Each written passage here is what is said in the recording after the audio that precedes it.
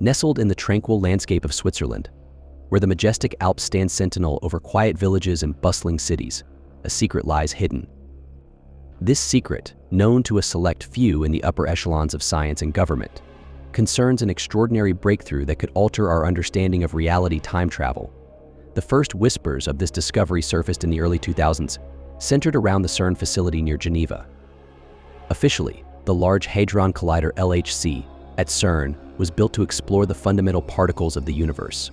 However, hidden behind this facade was a clandestine project, codenamed Chronos, aimed at manipulating spacetime itself. Dr. Adrian Hoffman, a physicist with a penchant for the unconventional, led Project Chronos. Hoffman's radical theories and relentless pursuit of the impossible made him an ideal candidate for this top-secret initiative. According to leaked documents and insider accounts, Hoffman and his team succeeded in creating a micro-wormhole, a bridge between 2 points in time. Initially, the experiments were modest, involving subatomic particles sent milliseconds into the past or future. These early tests paved the way for a far more ambitious goal, sending a human being through time. The first human subject, known only as Subject Alpha, was a volunteer from the military, specially trained for this unprecedented mission. The experiment took place deep within CERN's subterranean labs.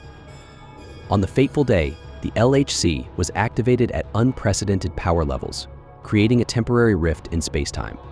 Subject Alpha stepped into the vortex and vanished. To the outside world, everything remained normal, but within the confines of the lab, the team held their breath, waiting for Alpha's return.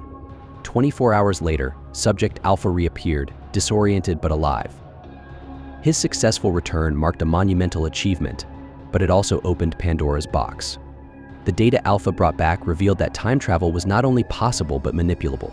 This discovery had staggering implications, from scientific advancements to potential misuse. Hoffman's team continued their experiments in utmost secrecy. Over the next few years, they perfected the process, sending probes equipped with cameras and sensors into different points in time. These missions provided astonishing glimpses of medieval Europe, ancient Rome, and even prehistoric eras. The data collected was revolutionary, but it also posed ethical dilemmas. During one of these missions, an unauthorized time traveler emerged, Dr. Hoffman himself. Driven by a mixture of scientific curiosity and personal ambition, Hoffman embarked on a solo journey into the past, intent on documenting his experiences and altering specific events to test the effects on the present. His actions were meticulously planned to avoid detection and maintain the timeline's integrity. Hoffman's journeys remained a closely guarded secret until a curious graduate student, Elena Fischer, stumbled upon a hidden cache of documents in the CERN archives. Among routine research papers, she found a series of detailed journals, video recordings, and personal notes that chronicled Hoffman's time travels. Realizing the significance of her discovery, Fischer reached out to a few trusted colleagues, initiating a covert investigation into Hoffman's activities. Elena Fischer's discovery of Hoffman's secret journals set off a chain reaction. As she and her colleagues delved deeper, they uncovered a trove of evidence that painted a vivid picture of Hoffman's time travels. His journals detailed trips to pivotal historical events, from the signing of the Magna Carta to the fall of Constantinople. Hoffman's meticulous notes revealed his attempts to influence these events subtly, always with an eye toward minimizing temporal disruptions. The team realized that Hoffman had been operating under a self-imposed code of ethics, carefully selecting events that would have minimal impact on the present. However, they also found evidence of unintended consequences, small anomalies in the historical record, and unexplained artifacts that suggested Hoffman's interventions had not gone unnoticed by history. As Fischer's team pieced together the evidence, they faced a dilemma. Revealing Hoffman's activities to the world could lead to mass panic and potentially disastrous attempts to replicate his work. Yet they felt a moral obligation to inform the public about the risks and ethical implications of time travel. To test their findings, the team decided to conduct a controlled experiment. Using Hoffman's notes in the LHC, they attempted a small-scale time jump, sending a probe to a predetermined date in the past. The probe returned with concrete evidence in newspaper from the specified date, bearing headlines that matched historical records, but with subtle, unexplained differences. Encouraged by their success, the team expanded their investigation. They traced Hoffman's steps through historical sites, finding more anomalies, strange symbols etched into stone, artifacts out of place for their time, and historical accounts that seemed to describe Hoffman himself. Each discovery confirmed their suspicions time travel was real, and Hoffman had mastered it. As the evidence mounted, Fisher's team faced increasing pressure. Government agents began to take an interest, and it became clear that their investigation was no longer under the radar. One night, Fisher was approached by a mysterious figure claiming to represent a shadowy international consortium. This group, aware of Hoffman's experiments, had been monitoring his activities and now sought to control the narrative. The consortium offered Fisher a choice: join them in harnessing Hoffman's discoveries for global benefit, or face the consequences of defying them. Realizing the potential dangers of such power falling into the wrong hands, Fisher and her colleagues decided to go public. They compiled their findings into a comprehensive report and reached out to independent journalists and ethical scientists worldwide. The public revelation of Hoffman's time travel experiments sent shockwaves through the scientific community and beyond. While some dismissed the findings as elaborate hoaxes, others recognized the compelling evidence and called for a thorough investigation. The Swiss government, caught off guard, was forced to acknowledge the existence of Project Chronos and initiate a review. International response was swift and varied. Some nations demanded immediate cessation of all time travel experiments, citing ethical concerns and potential risks. Others, intrigued by the possibilities, sought to gain access to the technology. Amid the chaos, a coalition of scientists and ethicists proposed a set of guidelines, known as the Temporal Accord, to govern the responsible use of time travel. The Temporal Accord established strict oversight, mandating that any time travel research be conducted transparently and ethically. It called for the creation of an international temporal monitoring agency, tasked with ensuring that time travel was used for the benefit of humanity and not for personal or political gain. Dr. Hoffman, now exposed, defended his actions by emphasizing the potential benefits of time travel for scientific knowledge and societal progress. His journals and records were scrutinized, revealing both the successes and the unintended consequences of his experiments. Hoffman's work, while groundbreaking, served as a cautionary tale about the perils of wielding such power without comprehensive ethical considerations. In the aftermath, Fisher's team became leading figures in the ongoing debate about time travel. They advocated for continued research under the Temporal Accord's guidelines, emphasizing the need for caution and responsibility. Hoffman's legacy, while controversial, inspired a new generation of scientists to explore the boundaries of human knowledge with a renewed sense of ethical responsibility. The story of Hoffman's time travels remains a testament to the extraordinary possibilities of human ingenuity and the profound responsibilities that come with such power. The world may have been kept in the dark for years, but the revelations about time travel have opened a new chapter in human history, one that demands vigilance, transparency, and a deep respect for the fabric of time itself. The man who claimed to have cracked the secret of time travel, Johannes Eberhard, was a name that had vanished from history. Born in the 1950s in a small village on the edge of Bavaria, Eberhard had been a gifted physicist, one who dabbled in unconventional theories that pushed the boundaries of established science. His early research focused on particle physics, but he quickly deviated from accepted paths, delving into the realms of time dilation, wormholes, and quantum manipulation. For decades, his work was dismissed as the eccentric musings of a crackpot genius. His peers, uncomfortable with the implications of his theories, quietly pushed him to the fringes of academia. By the mid-1980s, Eberhard had retreated from public view, continuing his research in the obscurity of a private estate funded by shadowy benefactors. What most did not know at the time was that he had achieved what no one else had dared to believe possible. Years later, scattered whispers about his disappearance began circulating through underground scientific communities. Eberhard had not merely vanished, he had disappeared without a trace. But there was a theory. A chilling rumor passed among physicists and fringe historians Eberhard had succeeded in traveling through time. For years, there was no hard evidence, just quiet discussions in closed rooms about Eberhard's sudden vanishing act, leading to a mass of conflicting stories. Some said he had gone mad, others that he had been recruited by secret government agencies. But one thing was clear: Eberhard had left behind a trail of strange occurrences. Unexplained phenomena, mysterious sightings, odd synchronicities that seemed too deliberate to be accidents. It wasn't until a group of researchers, digging through declassified files from the former East German intelligence services, came across a series of coded correspondences marked with Eberhard's initials that the truth began to unravel.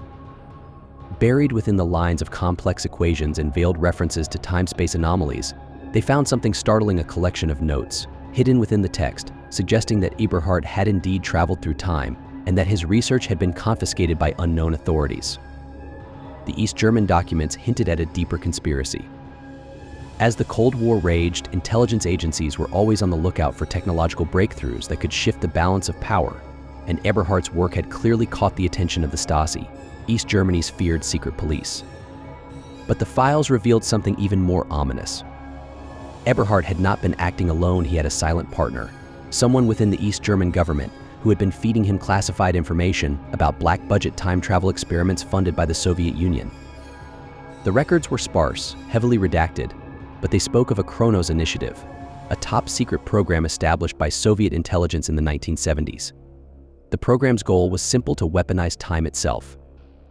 Using a combination of theoretical physics and fringe technology, they sought to create a machine capable of sending individuals' agents through specific points in history to alter the course of events in their favor.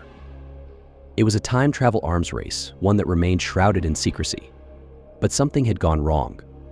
The archives mentioned an experiment in 1983 in which one of their agents had never returned. The last known transmission from the program indicated that the agent had somehow slipped into a time anomaly, lost between decades. After that, the program was quietly shut down. Eberhard's research, which had paralleled the Soviets' efforts, seemed to take on a new significance. The declassified files hinted that he had discovered a way not only to traverse time but to exist outside of it, observing the flow of history without becoming entangled in it. The term used in the documents was the observer effect. Eberhard had cracked the code of time travel, but not in the way most would expect. He didn't seek to change history, he sought to understand how time manipulated events. The revelations didn't stop there.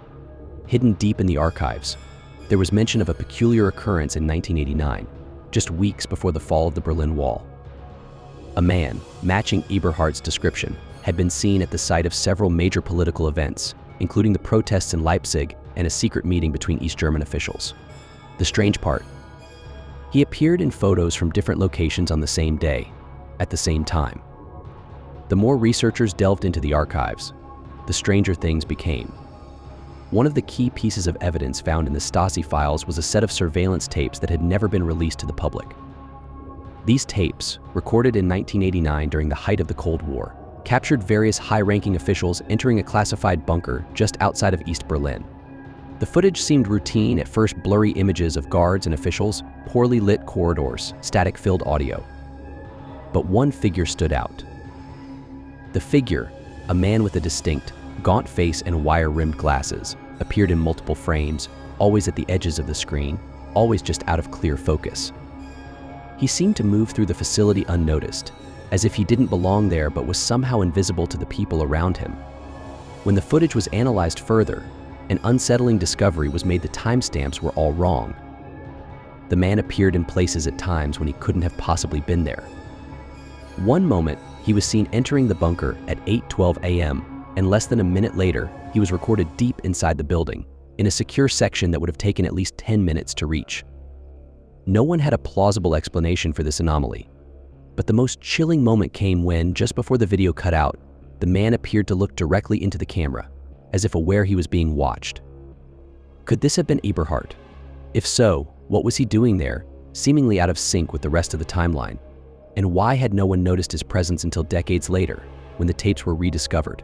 Investigators who later viewed the footage noted another strange detail. The man's movements were not consistent with the flow of time in the video. It was as if he was moving between frames, existing both inside and outside of the recording. Experts theorized that what they were seeing was not an error in the tape, but an artifact of Eberhard's time manipulation, a glitch, proof that he was no longer bound by the same physical laws as the rest of humanity. As the story of Johannes Eberhard began to gain traction among a select group of researchers, new evidence surfaced, this time from an unexpected source: an amateur radio enthusiast in Zurich. The man, known only by his call sign Delta Echo, had been scanning for unusual transmissions when he picked up a series of strange, coded signals. The transmission, once decrypted, revealed a series of coordinates and cryptic messages that seemed to reference historical events. But there was something off about the dates. Some of the events hadn't yet happened. The transmission referenced moments in time that were still years in the future. Even more bizarre, the messages appeared to be directed at specific individuals, including high-ranking political leaders and corporate executives, as if warning them of things yet to come. Delta Echo, who had an extensive background in physics, noticed that the signal seemed to originate from somewhere within a narrow time window, bouncing between frequencies that didn't correspond to any known broadcasting standards. It was as if the signal was being sent through time, not just space. The coordinates, when plotted on a map, led to a location in rural Bavaria, the very estate where Eberhard had conducted his original experiments decades earlier. A group of independent researchers made the journey to the site, which had long since been abandoned. What they found were the remnants of an old laboratory, overgrown with vegetation and eroded by time. Inside, they discovered a series of rusted machines, notes scribbled in the margins of old physics textbooks, and most startling of all, an experimental device resembling a Faraday cage. Equipped with what appeared to be outdated computers and mechanical components that had no discernible function. In a hidden compartment behind the laboratory's walls, they found something else, a sealed envelope, addressed to no one in particular, bearing the signature of Johannes Eberhard. Inside was a single sheet of paper containing only 2 sentences: "I have seen the future, and I have seen the past. The world is not what you think it is to this day." No one knows the true extent of Eberhard's time travel experiments or how far his journeys into the past and future took him. The world, oblivious to his work, continues to march forward. But those who have seen the evidence, the fragments of a life that existed both in and out of time, are left to wonder how many other events, shifts in history, and unexplained phenomena are the result of Eberhard's unseen hand. More importantly, where is he now? Is he still out there, moving silently through the corridors of time, observing, altering, or perhaps even waiting for the right moment to step back into the present? The answers remain elusive, locked away in the annals of time, just as Johannes Eberhard himself intended.